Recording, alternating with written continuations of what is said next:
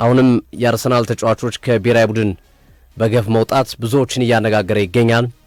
ቀጣይ ትኩረታችን አርሰናል ላይ እናደርጋለን በተወሰነ መንገድ፣ ምክንያቱም ይሄ አነጋጋሪ ዲሲሽን ነው፣ አነጋጋሪ ውሳኔዎች ነው። ሌሎች ክለቦች ላይ ያልታየ አርሰናል ላይ ግን የታየ ነው። እስካሁን 6 ተጫዋቾች ከብሔራዊ ቡድን ራሳቸውን አግለዋል። 7ኛው ተጫዋች እየተንደረደረ ነው። 8ና 9ኞቹ ተጫዋቾች ደግሞ ስፔሻል ፍቃድ ተሰጥቷቸዋል። ይህ አነጋጋሪ ሆኗል በአርሰናል። ትናንትም በተወሰነ መንገድ አንስተነዋል። ትናንት ዊሊያም ሳሊባ ማግለሉን ተከትሎ ዛሬ ደግሞ ያው ዛሬ ማለት ከትናንት ከኛ ፕሮግራም በኋላ ማለት ነው ጋብርኤል ማጋሌሽ ከብሔራዊ ቡድን ከብራዚል ብሔራዊ ቡድን ራሱን ያገለለበትን ሂደት እንመለከታለን። ከብሔራዊ ቡድን ጨዋታ ማለት ነው። ከብሔራዊ ቡድን ጨዋታ በጊዜያዊነት ነገር እንጥቀስ ብዬ ነው። በጊዜያዊነት ከብሔራዊ ቡድን ጨዋታ አግለዋል። በጊዜያዊነት ነው እንጂ ለዓለም ዋንጫ ይመለሳሉ። ግን ይችኛዋ ብዙዎቹ ቡድኖች የማጣሪያ ጨዋታ የሚያደርጉ ማነው የወዳጅነት ጨዋታ የሚያደርጉበት ነው። ጥቂቶች ግን ክሩሻል የሆነ ጌም ያላቸው አሉ። ለምሳሌ እንደ ጣሊያን፣ ስዊድን አይነት ብሔራዊ ቡድኖች ወደ ዓለም ዋንጫው ለማምራት ይህንን እድል መጠቀም አለባቸው። አሁን የጥሎ ማለፍ ጨዋታዎች አሉባቸው። አስገራሚ ነገር ሚኬል አርቴታ ወደ ብሔራዊ ቡድን እንዲሄዱ የፈቀዱላቸው ተጫዋቾች ክሩሻል ጌም ያላቸውንና እንደዚሁም ደግሞ በቂ የመጫወቻ ጊዜ ያላገኙ ተጫዋቾችን እንዲጫወቱ እንዲሄዱ ፈቅደውላቸዋል። ትናንት ስናነሳ ነበር ግርምዬ ታስታውስ ከሆነ ትናንት የአርቴታ ቀጥተኛ ምክር አለ በተጫዋቾቹ ከብሔራዊ ቡድን ራሳቸውን የመመለስ ወይም ወደ ብሔራዊ ቡድን አንሄድም ከሚለው አቋማቸው ጀርባ ከጉዳት ውጪ እውነትም የተጎዱ ተጫዋቾች አሉ። ግን ጉዳታቸው የሚያጫውቱ ነው ወይም ምንም አይነት ጉዳት ሳይኖርባቸው እረፍት በመፈለግም የቀሩ ተጫዋቾች አሉ የሚለው ትናንት ስናነሳ ነበረ። አሁን 6ቱን ተጫዋቾች ስንመለከት ኢዜ ነው አንዱ። ኢዜ የባት ጉዳት ነው ያጋጠመው። የኢዜ ጉዳት ጉዳይ በነገራችን ላይ አነጋጋሪ ሆኗል። ምናልባት በቀጣይ ወሳኝ ጨዋታዎች የሻምፒዮንስ ሊጉ የደርሶ መልስ ጨዋታ የበርማውዙ ጨዋታ ሊያመልጦ እንደሚችል እየተዘገበ ነው የሚገኘው። ከ2 እስከ 3 ሳምንት ከሜዳ ላይ ያርቅ የሚችል ጉዳት ነው የገጠመው ኢዜ። አንዳንዶች ደግሞ አይ የለም የብሔራዊ ቡድን ጨዋታ ረፍት ላይ አሳምሮ ይመለሳል፣ ጉዳቱ ለክፉ የሚሰጥ አይደለም ብለዋል። ዞሮ ግን በሚቀጥሉት 4 እና 5 ቀናቶች ምርመራ ስለሚደረግለት ግልጽ ያለው ነገር የሚታወቅ ይሆናል ነው። ኦዴጋርድ ከጉዳት ተመልሷል። ግን ከጉዳት ተመለሰ ጨዋታን ባንዴ በብሔራዊ ቡድን ጨዋታ ማሳተፍ ለጉዳት ማጋለጥ ሊሆን ስለሚችል በሚል በዚሁ በሶባ ትሬኒንግ ሴንተር ከጓደኞቹ ጋር ልምዱን እየሰራ ሪሃብሊቴሽኑን ወይም ደግሞ ወደ ጨዋታ መመለሻውን መንገድ እያስተካከሉ ለመቆየት ፈልገዋል። ሚኬል አርቴታም ኦዴጋርድም የኖርዌይ ብሔራዊ ቡድን አሰልጣኝም ተናግሯል። ይህንን ተጫዋች ከፈለገ ለመዝናናት ወይም ትሬኒንግ ለመስራት መምጣት ይችላል እንጂ ለዚህ ለወዳጅነት ጨዋታ ግዴታ መምጣት አለበት ብለን አናስገድደውም። መጥፎ ጊዜ ነው እያሳለፈ ያለው፣ ጉዳቶች በጉዳቶች ላይ እየተደራረቡበት ያለው ተጫዋች ነው የሚል አስተያየታቸውን ሰጥተዋል። ኢዜ ምናልባት እንደተጠቀሰው እንደተፈራው 2-3 ሳምንት ርቆ የደርሶ መልስ ሻምፒዮንስ ሊግ ጨዋታና መሰል ነገሮች ቢያመልጡት ኦዴጋርድ ተክቶ የመጫወትና ኃላፊነት የመወጣት እድል እንደሚኖረው እየተጠቀሰ ይገኛል። ሌላው ሳሊባ ነው። ሳሊባ አንዳንድ ጨዋታዎች ላይ አልፎ አልፎ በቁርጭምጭሚት ጉዳት ሲቀር እናየዋለን። ለምሳሌ ቼልሲው የካራባው ካፕ ጨዋታ ላይ፣ ከዛ በኋላም አንድ ጨዋታ ላይ እንደዚሁ። ግን ወዲያው የሚመለስበት ነው። በ3 ቀን በሳምንት 2 ጨዋታ አልፎት ምናምን የሚመለስባቸው ጊዜያቶች የበዙ ናቸው እና እሱ ተመልሶ እንዳይመጣ በቀጣዮቹ የፕሪሚየር ሊግ ወሳኝ 7 ጨዋታዎች፣ የሻምፒዮንስ ሊግ 5 ወሳኝ ጨዋታዎች፣ የኤፍኤ ካፕ ወሳኝ 3 ጨዋታዎች ላይ እነዚህ ነገሮች እንዳይመጡ በማሰብ ሪከቨር እንዲያደርግ በደንብ ቁርጭምጭሚቱ ላይ ያለው ነገር ሪከቨር እንዲያደርግ በማሰብ ነው ራሱን ያገለለው። ከዛ ቲምበርም ሰሞኑን ጉዳት ላይ እንደቆየ ይታወቃል። እሱም በተመሳሳይ ሪከቨር ለማድረግ ነው። ግን ሁሉም ጤነኛ ናቸው፣ ወደ ጤነኝነት ኦልሞስት የተቃረቡ ናቸው ለጨዋታ ለጥንቃቄና ቀጣይ የሚመጣውን ሪስክ ከመቀነስ አንጻር ነው። ጋብርኤል ማጋሌሽ ከብራዚል ብሔራዊ ቡድን ራሱን አግልያለሁ ወይም ደግሞ ለጊዜው አልመጣም ብሎ የነገራቸው ጉልበቴ ላይ የህመም ስሜት አለኝ የሚል ነው። የህመም ስሜት አለኝ ነው እንጂ ያለው ጉልበቴ ተጎድቷል አይደለም። ስለዚህ በቂ ረፍት ይፈልጋል። ህመም ስሜት ስላለኝ ይህ ስሜት ተጠናክሮ ቀጥሮ ዋጋ እንዳያስከፍለኝ ለጊዜው በዚህ በብሔራዊ ቡድን ምርጫ ላይ አታጠቃሉኝ፣ አታስገቡኝ የሚል መልእክቱን ያስተላለፉና አብዛኛው እረፍት የሚመስል ነው። 7ኛው ተጫዋቹ ነው የመጣው አሁን ካላፊዮሪ ነው። ጋቱሶ መግለጫቸውን ሰጥተዋል። ካላፊዮሪ ከነ ጉዳቱ ነው የመጣው ብሏል። ለጣሊያን ብሔራዊ ቡድን ከኖርዘርን አይርላንድ ጋር ነው የሚጫወቱት። ደርሶ መልስ የሚያሸንፈው ቡድን ዓለም ዋንጫ ይገባል። ስለዚህ ወሳኝ ጨዋታ ነው ያለን ነው ያሉት ጋቱሶ። በተወሰነ መንገድ ተስፋ ካለን ተጫዋቹ እናጫውተዋለን፣ ሲሪየስ የሆነ ጉዳት ከሆነ እናጫውተውም የሚል ሀሳብ ሰጥቷልና ምናልባት ሊወጣ ይችላል። ካላፊዮሪ ጉዳት እንዳለበት ኖቲስ አስደርጓል። የሕክምና ባለሙያዎችም ቼክ አድርገው አረጋግጠዋል። የጉዳቱ መጠን ያጫውተዋል አያጫውተውም ጥቂት ቀን ጠብቆ ነው የሚሉት ጋቱሶ። ያንን መሰረት በማድረግ ካላፊዮሪም የሚጠቀስ ተጫዋቹ ነው እናያለን። ሌሎቹን ተጫዋቹ በሚመለከት ለምሳሌ ሳካና ራይስን በሚመለከት ከቶማስ ቱኬል ጋር ሚካኤል አርቴታ ባደረጉት ንግግር የተስማሙበት ነገር በየ3 ቀኑ እየተጫወቱ የመጡ ተጫዋቾች ስለሆኑ ተጫዋቾች በቂ ረፍት እንዲያገኙ የመጀመሪያው የወራጅነት ጨዋታን አታሳትፋቸው ብለውታል ሚካኤል አርቴታ። ቶማስ ቱኬልም በዚህ ተስማምተዋል። ምክንያቱም በኋላ ላይ በዓለም ዋንጫውም ዋጋ እንዳይከፍሉ ለፍጻሜ ለዓለም ዋንጫው ውድድርም አሁን ላይ ሎድ የሚበዛባቸው ከሆነ ከጥቂት ወራት በኋላ ነው ዓለም ዋንጫው የሚከናወነው። ከባድ ጉዳት የሚያስተናግድ ተጫዋች ካለ ከዓለም ዋንጫው ውጭ ሊሆን ስለሚችል ለጋራ ጥቅም በሚል አባብለው ነግሯቸዋል። ቶማስ ቱኬልም ተቀብለዋል በዛ መንገድ እና የመጀመሪያው ጨዋታ ላይ ሁለቱ የመሰለፍ ዕድል አይኖራቸውም። ማክሲመም ተቀያሪ ወንበር ላይ ነው የሚቀመጡት። ሚኒመም ደግሞ ኦቨር ቤንቹ ነው።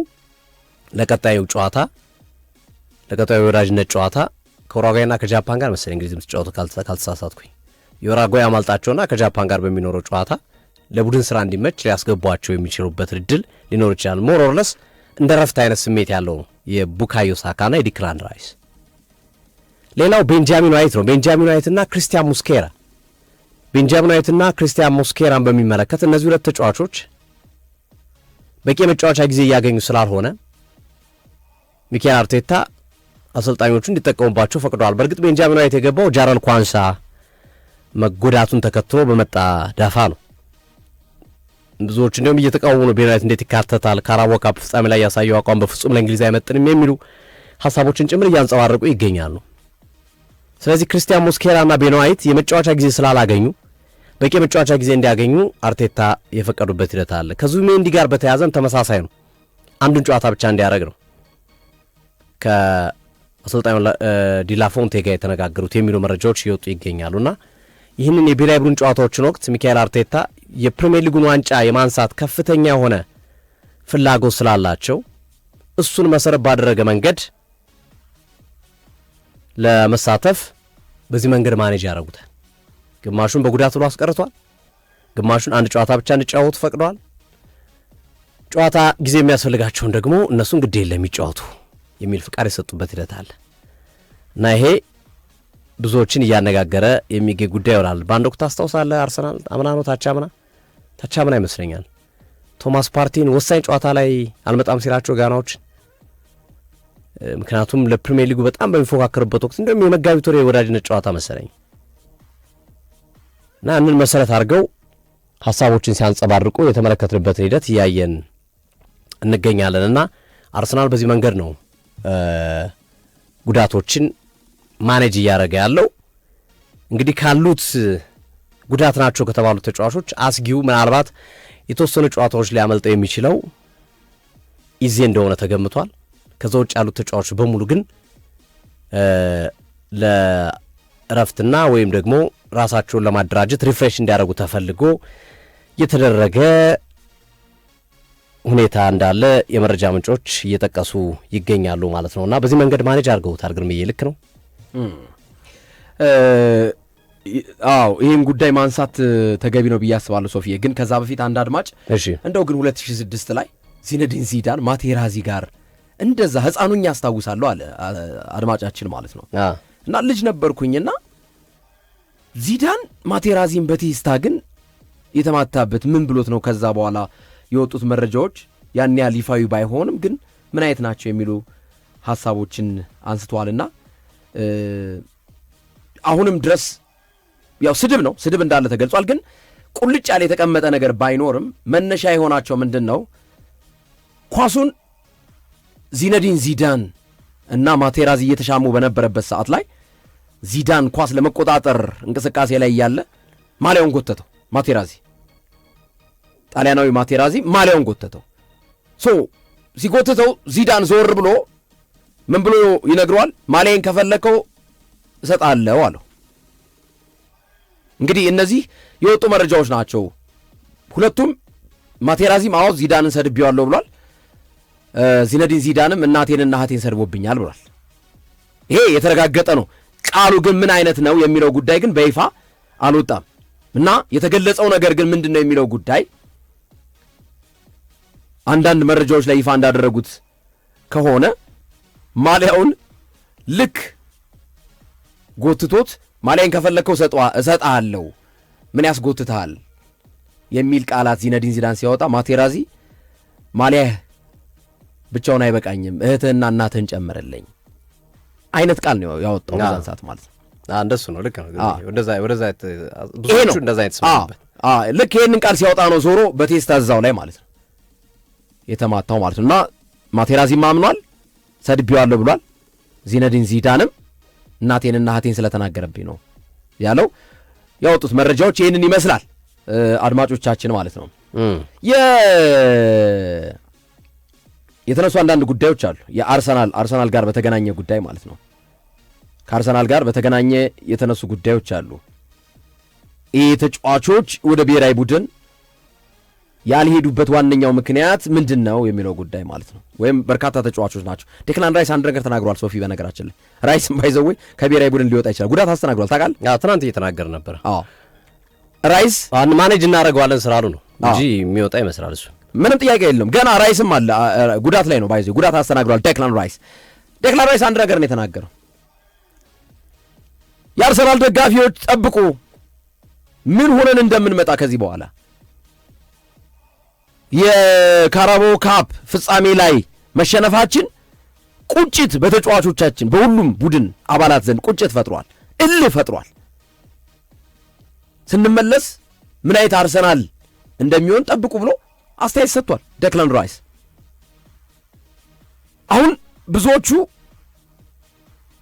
ከብሔራዊ ቡድን እንዲወጡ ያደረጋቸው ዋነኛ ምክንያት ብሔራዊ ቡድን ላይ ሄደው ቢጎዱ አርሰናል ዋጋ እንደሚከፍል ያውቃሉ። አርሰናልም ተጫዋቾቹን ማኔጅ የማድረግ እንዳይጎዱበት ለሶስት ዋንጫ የሚፎካከር ቡድን ነው። በተለይ በዋናነት ፕሪሚየር ሊግ ላይ ያንን ማኔጅ ለማድረግ የተደረገ እንቅስቃሴ እንደሆነ ተገልጿል። ብሔራዊ ቡድን ላይ ነው እያንዳንዱን ነገር። ገና የወዳጅነት ጨዋታዎች ናቸው የሚደረጉት። በዛ ሁኔታ ተጎድቶ ቢመጡ አርሰናል ለዋንጫ የሚፎካከር ቡድን ነው። በወሳኝ ተጫዋቾች ጉዳት ያለበትን ሁኔታ ጉዳት እንዴት ዋጋ እንደሚያስከፍል አርሰናሎች በደንብ ያውቁታል። ባለፈው ዓመት አርሰናል አንዱ ዋጋ ከከፈለባቸው ዋነኛ ምክንያት ጉዳት አንዱ ነው። ስለዚህ ያንን ጉዳት ተመልሶ መጥቶ የፕሪሚየር ሊጉን ዋንጫ በመሪነት ወይም ደረጃ ሰንጠረዡ አናት ላይ የሚገኘው አርሰናል ዋጋ እንደማይከፍል ወይም ደግሞ ዋጋ እንዳያጣ ይህንን አማራጭ እንደተጠቀመ መረጃዎች እየወጡ ይገኛሉ። ኢቭን አርሰናል ከብሔራዊ ቡድን የአርሰናል ሰዎች ከብሔራዊ ቡድን ተጫዋቾች ከብሔራዊ ቡድን አመራሮች ጋር ንግግር ጀምረዋል። በአንዳንድ ተጫዋቾች ጉዳይ ማለት ነው። ተጫዋቹ ጥቂት ጉዳት እንዳለበት ብሔራዊ ቡድን ላይ ሄዶ ተባብሶ ያንን ተጫዋች በብሔራዊ ቡድንም ዓለም ዋንጫ ላይ በክለብም ደረጃ አርሰናል እንዳያጣ ድርድር አድርገዋል። ለዛ ነው ዋነኛው ምክንያት ማለት ነው። እና በርከት ያሉ አርሰናል ተጫዋቾች ለምንድን ነው ከሌላው ተለይቶ በርከት ያሉ አርሰናል ተጫዋቾች የወጡት? መሪ ስለሆነ ነው። አርሰናል ፕሪሚየር ሊግ ላይ ሻምፒዮንስ ሊግ ላይ የተሻለ ተስፋ እንዳለው ስለተረዳ ነው። ኤፍኤ ካፕ ላይ ከሳውዛምፕተን ጋር ነው የሚጫወተው።